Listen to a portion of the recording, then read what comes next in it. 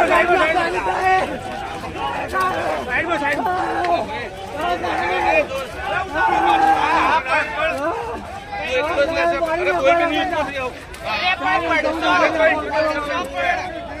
10 થી 12 અસામાજિક તત્વો દ્વારા હુમલો કરી અને ચૌધરી સમાજના એક યુવકની હત્યા કરવામાં આવી હતી।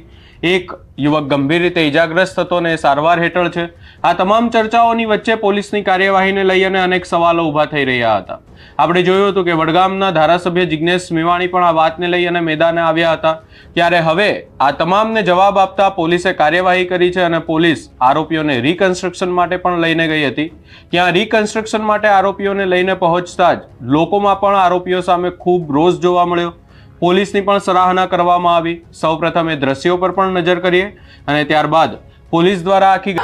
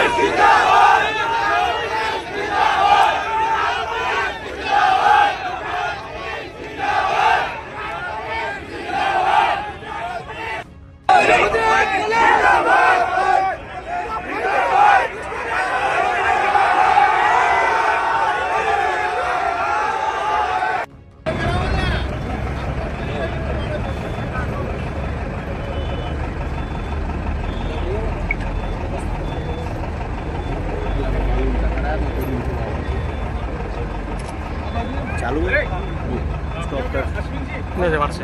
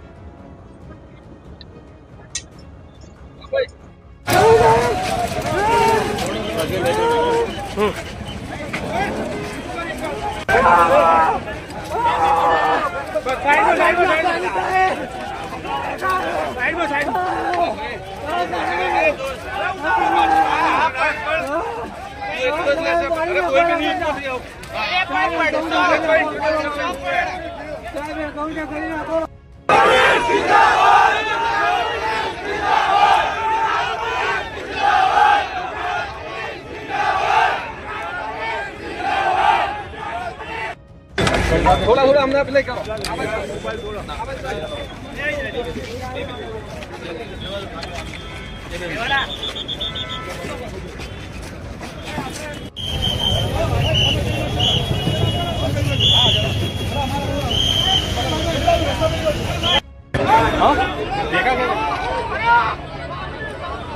भाई पंचो अहिया भेगा थया था અને અહીંયા મારતા હતા એવું આરોપી જણાવે છે। ભાઈ અહીંયા ભેગા થયા તું ગાડીમાં તો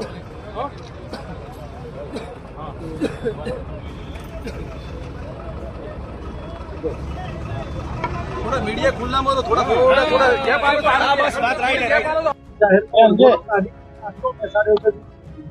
तो आपने जણાવું કે બનાસકાંઠા જિલ્લામાં 20/12/2025 રોજ જે બનાવ જે જગ્યાએ આ બનાવ છે ત્યાં ત્રણ જણા શ્રી ભરતભાઈ ચૌધરી જ્યાં મૃત્યુ નિપજવામાં આવ્યું હતું એવા જે રીઢા આરોપીઓ પર જ્યારે પોલામપુર પશ્ચિમમાં ગુનો દાખલ થયો હતો એ બાબતે એ લોકોને અરેસ્ટ કરીને 8 દિવસના રિમાન્ડ લેવામાં આવે છે।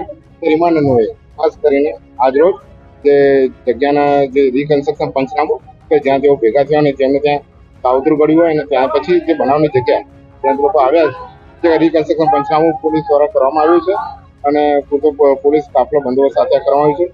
હજુ પણ આમાં ઊંડાણપૂર્વક તપાસ ચાલી રહી છે જે પાલનપુર પશ્ચિમ પીઆઈ અંકુર દેસાઈ ચલાવી રહ્યા છે અને જે અન્ય જે પણ કોઈ વિગતો હશે કે બીજા અન્ય આરોપીઓ છે તે બાબતે આપણે માહિતગાર કરવામાં આવશે। આભાર। અહીંયા આખી ઘટનાને લઈ અને પોલીસની કાર્યવાહી જોવા મળી।